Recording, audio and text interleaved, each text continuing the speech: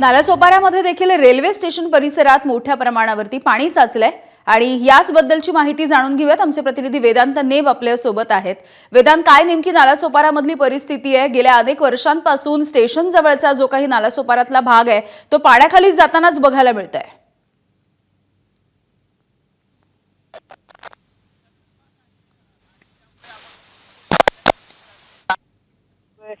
भरतीची वेळ आहे आणि त्यामुळे पाण्याचा निचरा सुद्धा होत नाही आणि सद्यस्थितीमध्ये आपण बघतोय की पूर्ण हा नालासोपाऱ्याचा परिसर जो स्टेशनकडे जाणारा मार्ग आहे तिथे आपण बघतोय कशा प्रकारे ही जीप येते। ती जीप सुद्धा पाण्यात काढण्याचा प्रयत्न केला जातोय आणि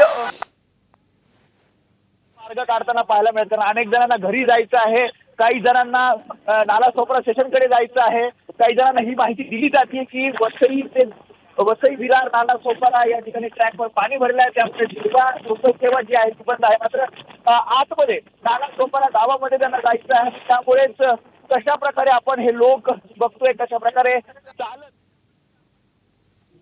त्यांना पाहायला मिळतात। आपण कुठल्याही पद्धतीने वाहन आत जाऊ शकत नाही, मग टू व्हीलर असेल किंवा मग आपण रिक्षा बघतोय, रिक्षा पण जाण्याचा प्रयत्न केला, रिक्षा सुद्धा जाऊ शकत नाही कारण गुडघाभर नाही त्याच्यापेक्षा जास्त पाणी ते साचलेलं आहे।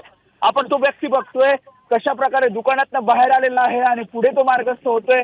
अगदी आपण बघितलं तर कमरेपर्यंत इतकं पाणी आहे।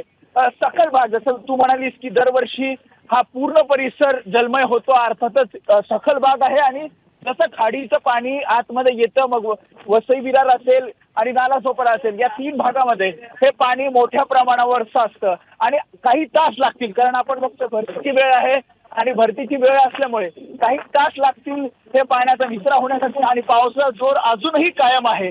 रेड अलर्ट आहे आणि रेड अलर्ट असताना पाऊस पडतोय आणि त्यामुळे जर तुम्ही नालासोपाऱ्याच्या दिशेने जात असाल किंवा नालासोपाऱ्याहून मुंबईच्या दिशेने येत असाल तर तुमचा रस्ते मार्ग सुद्धा बंद झालेला आहे। आपण हे दृश्यातनं दाखवतोय, तुम्हाला पाऊल वाटाने किंवा या पाण्यातनं चालतच बाहेर मुंबई अहमदाबाद एक्सप्रेस हायवेवर यावं लागेल आणि तिथनं मग तुम्हाला पुढे मुंबईच्या दिशेने जावं लागेल। त्यामुळे अशा बिकट परिस्थितीतनं लोक वाट काढताना आपल्याला पाहायला मिळतात यामिनी। अगदी, त्यामुळे कमरेपेक्षा जास्त पाणी या ठिकाणी साचलंय। मात्र काही जण या पाण्यामध्ये देखील आपल्या गाड्या, आपली वाहनं घालण्याचा प्रयत्न करतायत। वारंवार प्रशासन हाच अलर्ट देतोय की आवश्यक नसेल तर घराबाहेर पडू नका, घरामध्येच थांबा। तुर्तास धन्यवाद वेदांत सविस्तर माहितीसाठी। तर नालासोपारा स्टेशन परिसरामधली ही दृश्य आपण बघतोय, रेल्वेचे रूळ अक्षरशः दिसेनासे झाले आहेत अशी परिस्थिती आहे। त्यामुळे लोकलची सेवा ही सध्या ठप्प आहे आणि सगळ्याच पद्धतीच्या वाहतुकीवरती याचा परिणाम होतोय। लोकल सेवेच्या तिन्ही मार्गांवरती देखील याचा परिणाम झालाय। अत्यंत धीम्या गतीने काही ठिकाणी वाहतूक सुरू आहे। तर नालासोपारा रेल्वे स्टेशन परिसरामधलं हे दृश्य आपण बघतोय। स्टेशनच्या आत आणि स्टेशनच्या बाहेर पाणी साचून राहिल्याचीच परिस्थिती कायम आहे।